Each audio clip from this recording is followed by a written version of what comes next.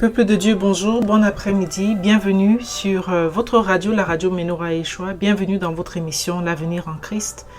Et bien aimé, que la grâce de notre Seigneur Jésus-Christ repose sur chacun d'entre nous. Amen.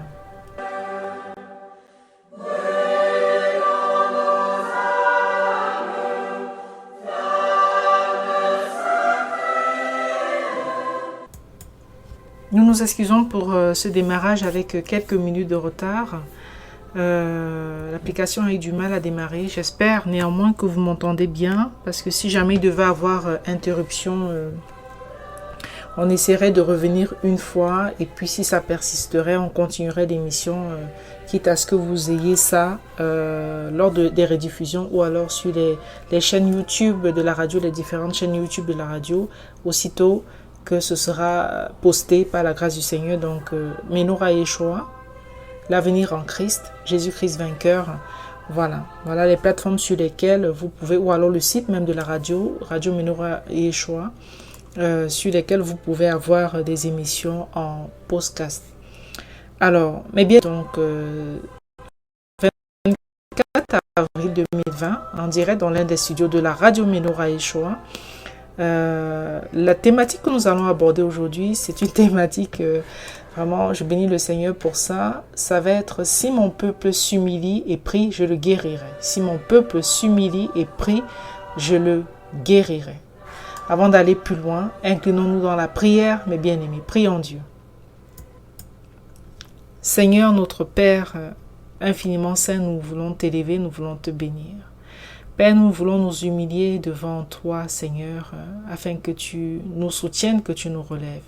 Seigneur, nous nous humilions devant ta majesté, Seigneur, afin que tu nous aides à combattre tous ceux que nous devons combattre, afin que tu nous aides à relever les défis auxquels nous devons faire face, afin que tu nous protèges, Seigneur, vraiment, et que tu nous mettes à l'abri, Père, vraiment, de tout mal, de toute contamination à ce Covid-19, Seigneur, et que tu nous soutiennes dans tout ce que nous faisons dans nos entreprises, Seigneur, que tu veilles sur nous, que tu veilles sur les membres de notre famille, Seigneur, respectives, que tu veilles sur tes serviteurs et tes servantes qui travaillent pour toi dans le monde, Seigneur, que tu touches, vraiment tu bénisses les chefs d'État dont nous allons parler dans quelques instants, qui se sont tournés vers toi, dont les cœurs se sont tournés vers toi, Seigneur, parce qu'ils ont compris qu'ils ne pouvaient pas venir à bout de cette histoire tout seuls.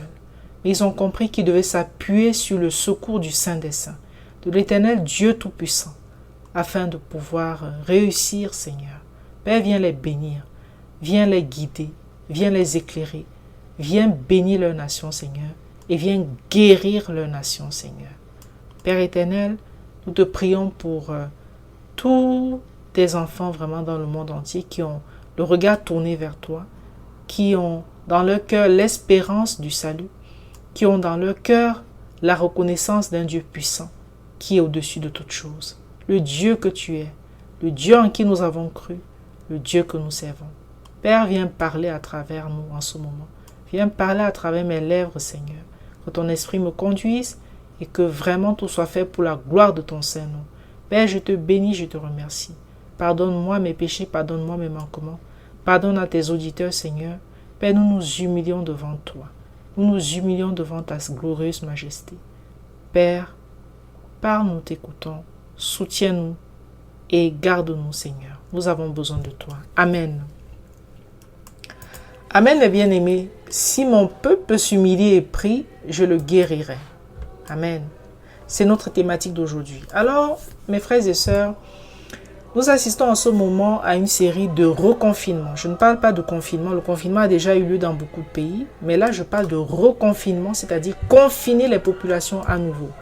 Nous assistons à une série de reconfinements, dont notamment en Chine, à Singapour ou en Corée du Sud, du fait d'une deuxième vague de recontamination au Covid-19. Les nations du monde doivent marquer un temps d'arrêt pour s'interroger encore plus dans leur relation avec le Seigneur Dieu Tout-Puissant, mes bien-aimés. Nous nous souvenons, il y a quelque temps, la Chine célébrait le déconfinement. Voilà, c'était passé à la télé, on montrait comment les gens de Wuhan pouvaient de nouveau se déplacer. Ils prenaient le train, ils prenaient ceci, ils prenaient cela. Il y a 2 semaines, la ville de Harbin, en Chine, grouillait de monde dans les rues. Il y avait même de nouveau des bouchons dans les artères de la ville. Aujourd'hui, les rues sont de nouveau désertes. Les rues de la ville de Harbin, en Chine, mes bien-aimés, sont de nouveau désertes. Les logements des personnes soupçonnées d'avoir le Covid-19 sont barricadés de l'extérieur, je ne dis pas de l'intérieur, mais de l'extérieur, avec des cadenas pour les contraindre à rester chez eux. La Chine s'est également rendu compte qu'il y a eu des contaminations dans un restaurant climatisé, alors que les distances de 1 mètre étaient respectées par les clients. On a dit, oui, il faut une distance de 1 mètre à peu près, et puis si chacun a son masque, ça devrait aller. Ils se sont rendus compte que malgré les distances de 1 mètre, il y a eu de nouveau contamination à ces endroits-là, dans les restaurants. À cause, paraît-il, du système de climatisation, c'est ce que les études ont conclu. Dans la ville, et cela devrait aussi nous interpeller à l'heure où on est en train de discuter de la réouverture des restaurants dans les pays européens, notamment la France. À Singapour également, il y a eu aussi un nouveau confinement qui a été prolongé jusqu'en début juin. Ils avaient déconfiné et là, ils reconfinent. La Corée du Sud confine elle aussi de nouveau à cause de cette deuxième vague, mes bien-aimés. Lorsque cette crise a émergé et que la plupart des nations du monde ont été touchées, ont été affectées, nous nous sommes réjouis de voir certains présidents se tourner vers Dieu pour qu'il les aide dans cette crise. Et c'est ce que nous devons faire, mes bien-aimés. C'est ainsi qu'il faut procéder. Regarder à notre Créateur, s'humilier pour implorer son aide. Parce que, vraisemblablement, c'est quelque chose qui est en train de dépasser complètement l'homme. Ce qui était vrai hier n'est plus vrai aujourd'hui à travers cela. Les avis scientifiques se contredisent les uns les autres. On dit une chose aujourd'hui et demain la chose n'est plus valable. Vraisemblablement l'homme est perdu. Alors, mon frère, ma soeur, regardons, nous devons savoir qu'il est plus que temps de regarder à notre Seigneur. Rachetons le temps. Nous ne nous disons pas, oui, voilà, on a tout le temps de mener les études, etc. dans un an. Qui sait ce qui adviendra dans un an? Et si le Seigneur revient avant, regardons toujours les yeux fixés au Seigneur et comptons sur lui. Amen. Nous allons maintenant vous partager quelques extraits des déclarations de certains chefs d'État qui ont invoqué l'Éternel face à cette crise. Il y a une sœur qui nous a envoyé une vidéo ce matin où il y avait une compilation de ces différentes déclarations dans leurs langues respectives. Beaucoup parlent en espagnol. Bon, il y a quand même le chef d'État américain qui a parlé en anglais, mais bon, c'était traduit, bien que ce soit en espagnol, c'était sous-titré, voilà, c'était sous-titré. Et il nous a plu de partager cela avec vous, toutes ces différentes déclarations, de les reprendre point par point en français pour que nous puissions tous comprendre de quoi il s'agit. Le président du Paraguay a donc déclaré « J'ai foi en Dieu, en sa puissance et en sa miséricorde. Et c'est à ce moment-là que nous aspirons le plus à sa présence dans notre vie. » La parole de Dieu dit, dans Isaïe 41, verset 10, « N'aie pas peur, car je suis avec toi.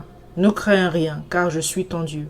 Je te donne de la force, je t'aide, je te tiens de ma main victorieuse. Ainsi parle Dieu, et je le crois. Parce que je crois qu'avec sa grâce, nous serons victorieux. » Il poursuit son discours, le président du Paraguay, en disant, et il le conclut ainsi, « S'il vous plaît, restez à la maison, ensemble en famille et unis dans la prière.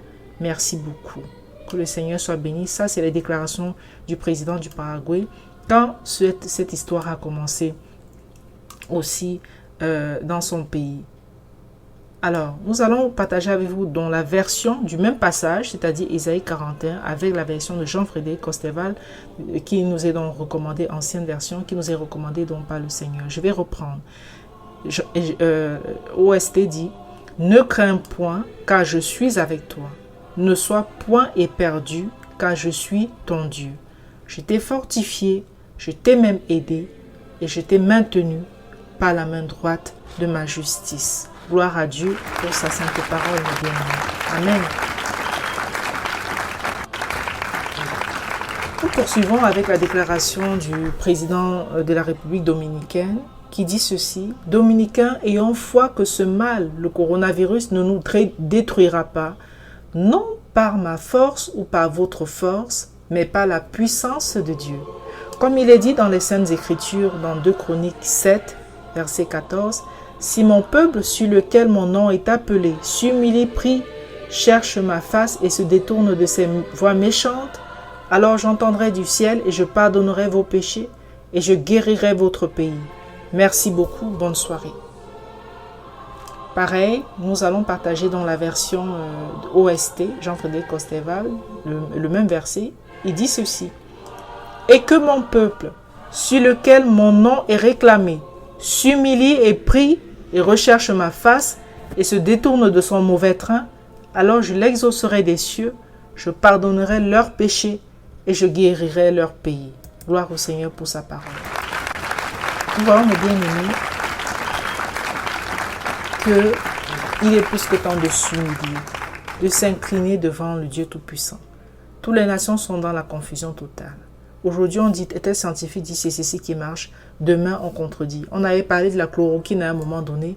Il y a une étude américaine qui est venue encore balayer cela en disant même que ça avait plus créé des décès que ceux qui ne prenaient même pas. Ils ont fait une étude sur 300 et quelques personnes.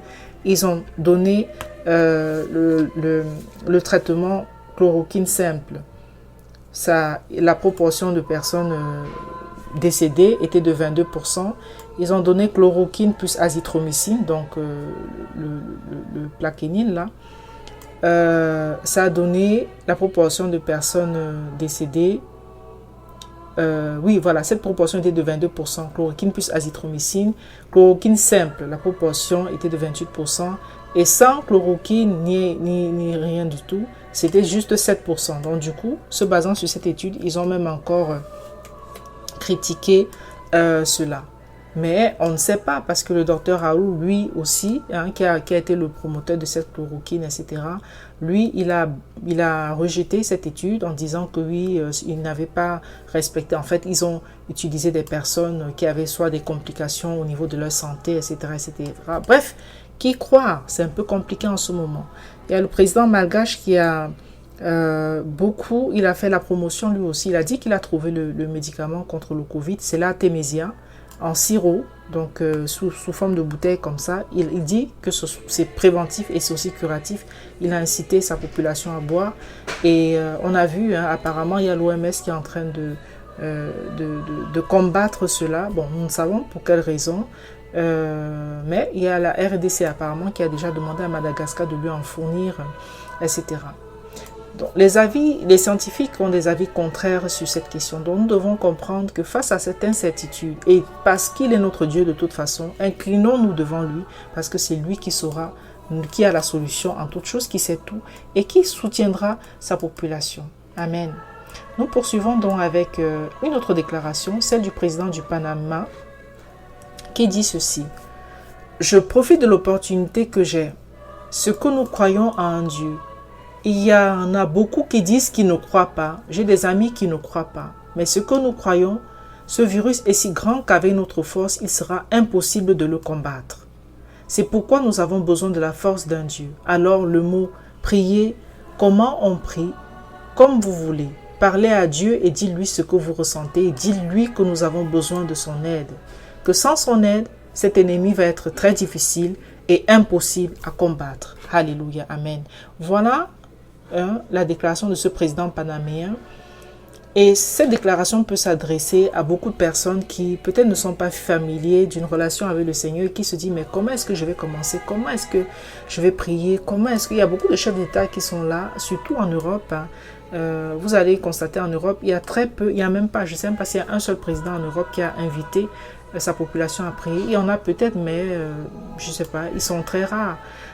Et pourtant, on voit quand même que dans cette Amérique latine, beaucoup d'entre eux dans cette Amérique, le continent américain en général, ils se sont levés pour demander vraiment que le Seigneur les aide à combattre cela.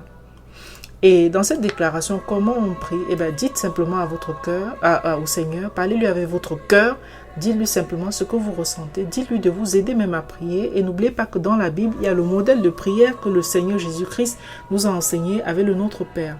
C'est quelque chose, voilà, même pour quelqu'un qui ne sait pas, voilà, il fait seulement le Notre Père, il parle il dit à son Dieu ce qu'il ressent, Et le Seigneur est là, il est fidèle. Tout ce qu'il veut, mes bien-aimés, c'est que nous venions à lui d'un cœur repentant et sincère, même dans notre confusion, même dans nos balbutiements, même dans nos incertitudes et même dans nos souffrances, dans nos joies, que nous venions simplement à lui dire, Seigneur, nous voici.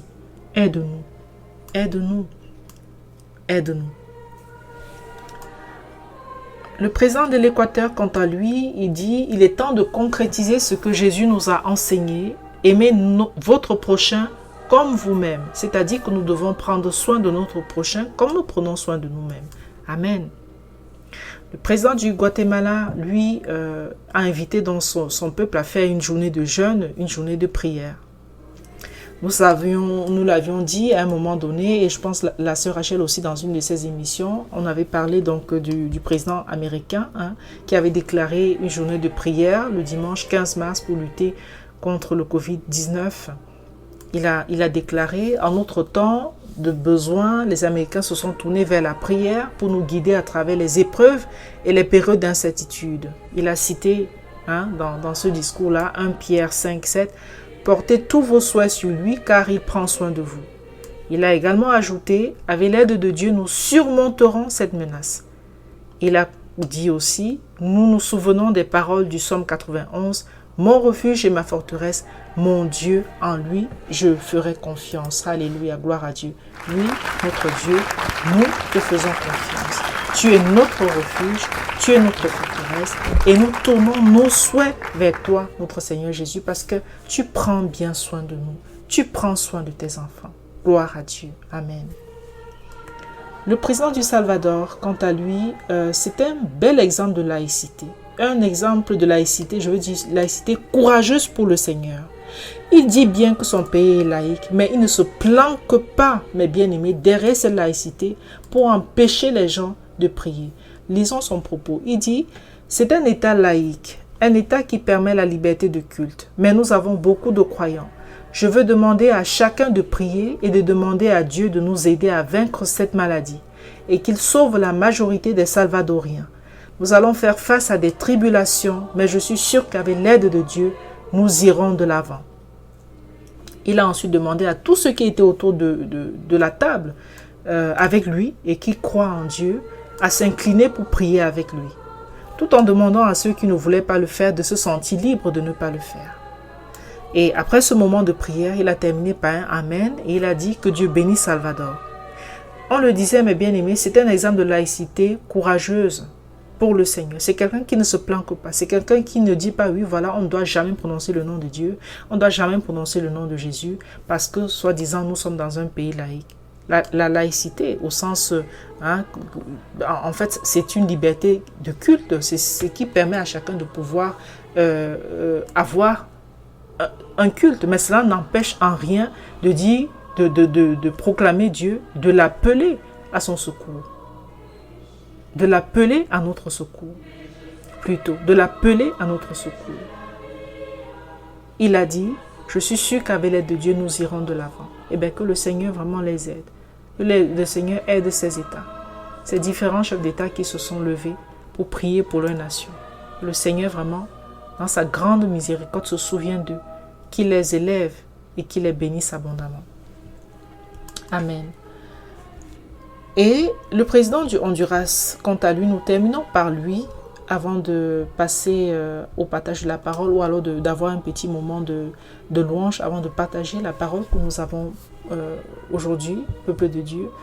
Lui, le président du Honduras, a appelé à une journée de jeûne et prière à son pays pour demander la protection du Seigneur sur son pays contre ce coronavirus. Il a déclaré: face à une telle ampleur de danger que représente le Covid-19, il est nécessaire de demander l'aide de la plus grande puissance que nous connaissons, comme notre Seigneur Jésus-Christ, qui nous a toujours protégés dans les difficultés et dans les crises que nous, les Honduriens, avons subies. Nous demandons qu'aucun Hondurien à l'intérieur ou à l'extérieur du pays, aucune famille ne s'arrête aujourd'hui, ni demain, ni après-demain, de demander au Seigneur de nous aider avec ce virus. Qu'il nous accompagne de sa supplication à notre Créateur pour nous garder, pour nous protéger, afin qu'avec sa direction divine et avec nos efforts, nous sortions victorieux de cette menace, car notre Seigneur est tout-puissant et il dit dans sa parole dans 2 Chroniques 7, des versets 13 à 15. Il a cité, nous allons citer cela puisque ça fait partie donc, du texte biblique que nous allons partager tout à l'heure. Nous allons le partager au moment de du partage de la parole. Et il conclut, mes bien-aimés, avec « C'est pourquoi je veux inviter tous les Honduriens à nous rejoindre par le Christ. Jeudi prochain, il y aura une journée de jeûne et de prière. » Dans Jonas 3,5, il nous a dit le chemin à parcourir quand il dit que les hommes de Ninive crurent en Dieu, proclamèrent un jeûne et se vêtirent de sacs du plus grand au plus petit d'entre eux. Jeudi prochain, unissons-nous tous en tant que nation dans le jeûne et la prière. Que Dieu bénisse le Honduras. Amen. Amen, amen, mes bien-aimés. Voilà autant d'exemples. Gloire à Dieu. Voilà autant d'exemples de chefs d'État, que ce soit dans les pays laïcs ou pas, qui se sont levés pour intercéder, pour supplier notre Dieu, pour qu'il intervienne dans leur pays, en invitant leur population à prier, en incitant à ces journées de prière pour que le Seigneur prenne pitié. Parce qu'ils ont bien compris, comme vous avez entendu dans beaucoup de parties, qu'ils ne peuvent y arriver qu'avec l'aide de Dieu. Nous ne pourrons y arriver, mes bien-aimés, qu'avec l'aide de Dieu. Regardons bien à quel point la science est dans la confusion la plus absolue face à cette histoire. Ce qui était vrai hier ne l'est plus le lendemain.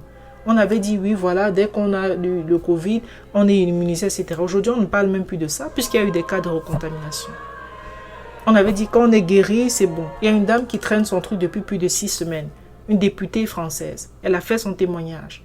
Elle a été hospitalisée déjà 2 fois. Elle est sortie, on lui a dit que non, ça allait, vous pouvez sortir après la première hospitalisation. Après, elle se sentait toujours pas bien. Elle a encore été redétectée, positive. On l'a rappelée à l'hôpital. Elle a été hospitalisée une 2e fois. Elle est ressortie. Mais jusque-là, ça ne va toujours pas. Donc, en fait, il y a beaucoup d'incertitudes face à ça. Et plus que jamais, l'être humain doit s'incliner et supplier le Seigneur, Dieu Tout-Puissant, de lui venir en aide. Amen. Le secours nous vient de l'Éternel. Nous allons partager d'ailleurs à cet effet le texte de 2 Chroniques 7, des versets 12 à 22. Jean-Frédéric Costeval.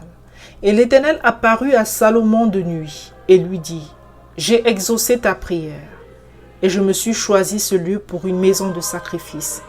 Si je ferme les cieux et qu'il n'y ait point de pluie, et si je commande aux sauterelles de consumer le pays, et si j'envoie la mortalité parmi mon peuple, et que mon peuple sur lequel mon nom est réclamé s'humilie, et prie et recherche ma face, et se détourne de son mauvais train, alors je l'exaucerai des cieux, je pardonnerai leurs péchés, et je guérirai leur pays.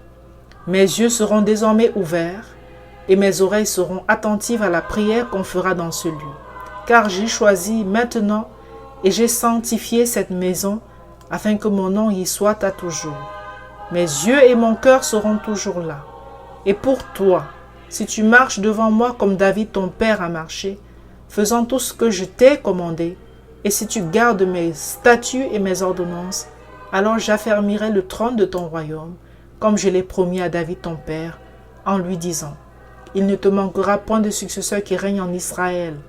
Mais si vous vous détournez, et que vous abandonniez mes statuts et mes commandements que je vous ai proposés, et que vous alliez et serviez d'autres dieux, et vous prosterniez devant eux, je les arracherai de ma terre que je leur ai donnée. Je rejetterai loin de moi cette maison que j'ai consacrée à mon Dieu, et je ferai qu'elle sera l'objet de la raillerie de tous les peuples. Et pour ce qui est de cette maison, qui aura été haut élevée, quiconque passera près d'elle sera étonné, et on dira, « Pourquoi l'Éternel a-t-il ainsi traité ce pays et cette maison ?» Et on répondra, « Parce qu'ils ont abandonné l'Éternel, le Dieu de leur père, qui les avait retirés hors du pays d'Égypte, et qu'ils se sont attachés à d'autres dieux, et qu'ils se sont prosternés devant eux, et les ont servis.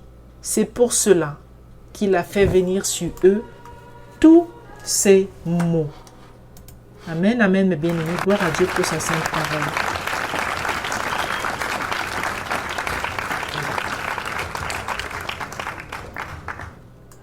Voilà, mes bien-aimés, ce que le Seigneur nous dit aujourd'hui. Si mon peuple, sur lequel mon nom est réclamé, s'humilie, prie et recherche ma face, et se détourne de son mauvais train, alors je l'exaucerai des cieux, je pardonnerai leurs péchés et je guérirai leur pays. Qu'est-ce qui est impossible à l'Éternel? Rien, absolument rien ne lui est impossible. Rien. Il peut tout. Il est capable de tout. Alors plus que jamais, repentons-nous, que les nations s'humilient devant le Saint des Saints, que les nations s'humilient devant le Dieu Tout-Puissant, qu'ils se repentent, qu'ils se détournent des faux dieux qu'ils ont suivis, des dieux qui ne sont pas le Dieu d'Abraham, d'Isaac et de Jacob, les dieux qui ne sont pas le Père de notre Seigneur Jésus-Christ, qui est le seul vrai Dieu, qui se détournent de ces faux dieux, qui se détournent de l'athéisme, qui se détournent vraiment des faux raisonnements, du rejet du Seigneur, et qu'ils regardent à lui, pour s'humilier comme les habitants de Ninive. Lorsque Jonas est parti leur dire, repentez-vous, car Jonas était envoyé du Seigneur pour leur dire, repentez-vous, parce que sinon dans 40 jours, Ninive sera détruite. Alors, lorsque Jonas a adressé cette parole à Ninive, le peuple, le roi a été touché. Il a commandé un jeûne, il a commandé la repentance. Ils se sont humiliés devant Dieu et le Seigneur n'a pas mis ce dessein initial à exécution. Il a décidé de ne pas détruire Ninive dans les temps qu'il avait donc décidé, c'est-à-dire sous 40 jours. Nous pouvons encore, mes bien-aimés, nous humilier, toutes les nations du monde, les chefs d'État à la tête de toutes les nations. Ne nous planquons pas sous le couvert de la laïcité, c'est faux. Nous avons pris l'exemple du président de quel pays déjà, du Salvador, qui a dit, oui, voilà, son pays, c'est un État laïque, mais néanmoins, il invite sa population à prier, les Salvadoriens à prier, parce qu'il dit qu'il est sûr qu'avec l'aide de Dieu, ils iront de l'avant. Ils iront de l'avant. Nous ne nous planquons pas sous ces couverts pour dire, oui, voilà, nous ne pouvons pas le faire. Nous ne nous planquons pas sous nos faux raisonnements pour dire, nous ne pouvons pas le faire. Mais inclinons nos cœurs, humilions-nous devant le Saint des Saints, le Dieu Tout-Puissant, afin que lui-même trouve une solution à cela. Et nous bénissons le Seigneur pour tous les astuces, pour toutes les plantes médicinales qui nous révèlent, qui nous met à cœur de consommer pour faire face à cela. Nous le bénissons énormément. Oui, mes bien-aimés, le Seigneur parle. Il n'abandonne pas ses enfants, même dans cette catastrophe. Il est avec eux. Il leur donne l'attitude. Il leur donne l'attitude à avoir, les choses à prendre pour pouvoir donc faire face à cela. Que Dieu soit loué, que Dieu soit béni à jamais. Le Seigneur, ainsi, dans ce passage de Chronique, s'adresse à Salomon, au roi Salomon. Il lui parle de la nuit. Après que Salomon ait fini dans la construction du temple de Dieu, vous vous rappelez, c'est le roi David qui voulait construire ce temple pour le Seigneur. Mais le Seigneur avait dit non, ce n'est pas toi qui me bâtiras ce temple, ce sera ton fils. Et c'est comme ça que Salomon, effectivement, a donc bâti le temple de Dieu, la maison de l'Éternel, et il a également bâti la demeure du roi, c'est-à-dire sa propre demeure. Et lorsqu'il a terminé cela, il a invité vraiment le peuple, le roi lui-même, il a offert vraiment des sacrifices, etc. À l'Éternel. On parle d'un sacrifice de 22 000 taureaux et 120 000 brebis.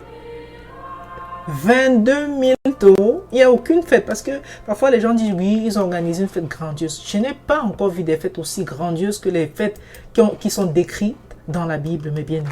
Gloire à Dieu. Gloire à Dieu. Parce que vraiment, quand il faisait des choses pour le Seigneur, il mettait le paquet. 22 000 taureaux et 120 000 brebis ont été consacrés par le roi Salomon comme un sacrifice pour la dédicace de la maison de Dieu. Pour la dédicace de la maison de Dieu. Quand il a fini ce temple que David, son père, avait souhaité construire, il a fini il a décidé donc de faire une fête solennelle. Hein? Et ils ont prié, les sacrificateurs ont prié en disant que sa miséricorde demeure éternellement. Ils ont loué Dieu avec les cantiques de David, avec les instruments dans leurs mains. Les sacrificateurs ont sonné de la trompette. Tout le peuple était debout. Salomon a consacré vraiment cet endroit-là. Une fête solennelle a eu lieu pendant 7 jours. Pendant 7 jours, il y avait une forte assemblée qui était venue. Ils étaient là, très nombreux. La Bible dit depuis Hamad jusqu'au torrent d'Égypte. Et c'est le 8e jour alors qu'ils ont fait donc une assemblée encore solennelle.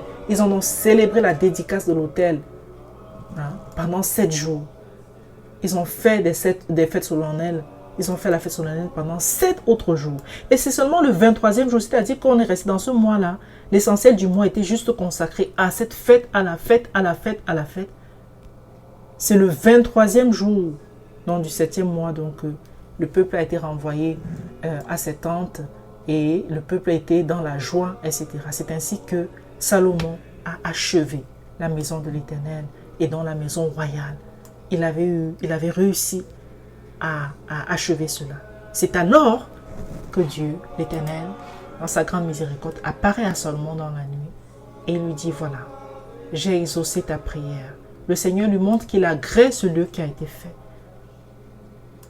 Il dit, même s'il y avait des calamités, même s'il y avait des choses difficiles, si je fermais les cieux et qu'il n'y avait point de pluie, si je commandais aux sauterelles de consumer le pays, et même si j'envoie la mortalité parmi mon peuple, et que mon peuple s'humilie et prie, recherche ma face, se détourne de ses mauvaises voies, alors je les exaucerai des cieux, je pardonnerai leurs péchés, je guérirai le pays.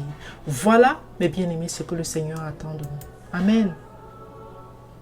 Que nous regardions à lui, que nous nous humilions, que nous nous détournions de nos mauvaises voies, que nous ne restons pas dans nos mauvaises voies en comptant sur nos acquis inutiles, en comptant sur notre orgueil, en comptant sur que oui, voilà, nous allons réussir. Quand j'entends parfois des discours dire nous réussirons, que sommes-nous? Que sommes-nous? Nous réussirons que avec l'aide de Dieu, alléluia. Avec l'aide du Seigneur, alors oui, nous réussirons. Que l'orgueil de l'homme se brise face à la puissance de Dieu. Tout ce qu'il veut, c'est que nous revenions vers lui. Nous détournions de mauvaises voies. Que nous le supplions. Et il viendra à notre secours. Et il viendra à notre secours. Parce qu'il est bon. Est-ce qu'il veut notre mal? C'est l'homme, à travers ses voies tortueuses, qui cherche son propre malheur. Que le Seigneur nous vienne en aide, mes bien-aimés. Et tournons les regards vers lui. Que les nations du monde s'humilient devant lui. Amen. Le secours nous vient de Dieu et de lui seul. Nous allons partager ce chant. Je lève les yeux. D'où me viendra le secours? Le secours me vient de l'Éternel. Lui qui a fait les cieux et la terre. Alléluia. Restons à l'écoute, nous revenons dans quelques instants, peuple de Dieu.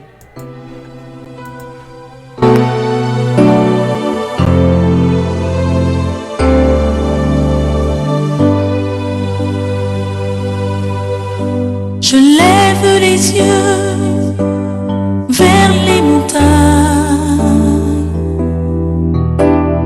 D'où me viendra le secours? Le secours me vient de l'Éternel qui a fait les cieux et la terre. Le secours me vient de l'Éternel qui a fait les cieux et la terre. Il est mon Dieu. Je lève les yeux vers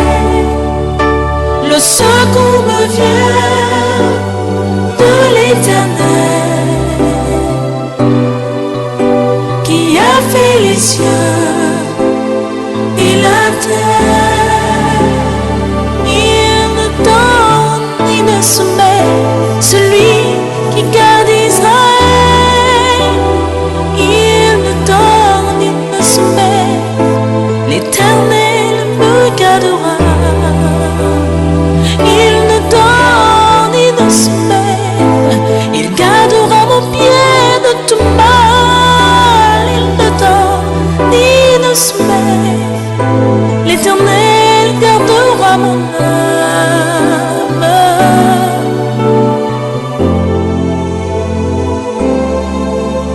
Je lève les yeux vers les montagnes. D'où me viendra le secours? Le secours me vient de l'Éternel, qui a fait les cieux et la terre. Le secours me vient de l'Éternel, qui a fait les cieux et la terre. Le secours me vient de l'Éternel, le secours me vient de l'Éternel,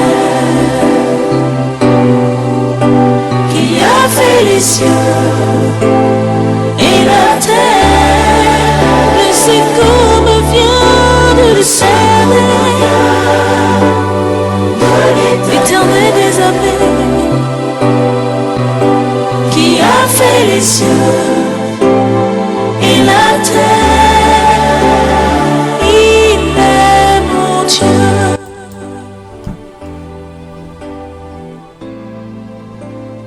Il est mon Dieu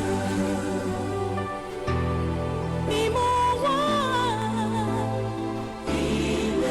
Voilà, mes bien-aimés, il est notre Dieu, il est notre roi, le secours nous vient de lui.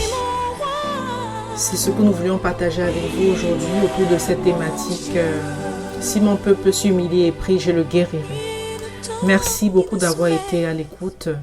Demain, retrouvez dès 10h la sœur Esther dans l'émission La révélation du Messie, si le Seigneur permet. Et puis dimanche 14h le chauffard, présenté par la sœur Rachel. À 14h donc sur Radio Menorah et Yeshua. Et puis du lundi au vendredi, 10h les matinales de Rachel. Du lundi au vendredi, 16h l'avenir en Christ que vous écoutez présentement.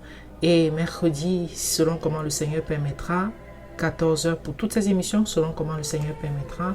Mercredi, 14h, chrétiens persécutés. Lundi, 14h, adultère spirituel. Voilà mes bien-aimés, merci beaucoup d'avoir été à l'écoute. Je vous souhaite un excellent week-end. Prions Dieu. Notre Dieu, notre roi, Père, plein de grâce et de miséricorde, nous t'élevons, nous t'exaltons, nous te bénissons. Nous te rendons toute la gloire, tout l'honneur, Seigneur. Bénis l'enseignement, Seigneur. Bénis également l'écoute, Père. Et sois élevé, Père. Inscris vraiment tes paroles dans nos cœurs, Seigneur. Inscris tes paroles dans nos cœurs. Reste avec nous, Seigneur. Nous avons besoin de toi, notre Dieu, notre roi. Que tes anges campent sans cesse autour de nous, notre Seigneur. Et protège-nous de tout danger. Au nom de Jésus. Amen. Notre Père qui es aux cieux, que ton nom soit sanctifié, que ton règne vienne, que ta volonté soit faite sur la terre comme au ciel. Donne-nous aujourd'hui notre pain de ce jour. Pardonne-nous nos offenses, comme nous pardonnons aussi à ceux qui nous ont offensés. Et ne nous abandonne pas en tentation, mais délivre-nous du malin, car c'est à toi qu'appartiennent le règne, la puissance et la gloire à jamais. Merci mes bien-aimés d'avoir été à l'écoute. Je vous souhaite un excellent week-end. Reposez-vous bien. Voilà, bon courage pour ceux qui vont quand même travailler pendant le week-end. Revoyons-nous, si le Seigneur permet, dès lundi, 16h, heure de Paris, pour une nouvelle émission de l'Avenir en Christ. Shabbat Shalom à ceux qui font Shabbat. Et que la paix de notre Seigneur Jésus-Christ repose sur chacun d'entre nous. Merci d'avoir été là. Au revoir. Et à lundi, s'il plaît à Dieu. Au revoir.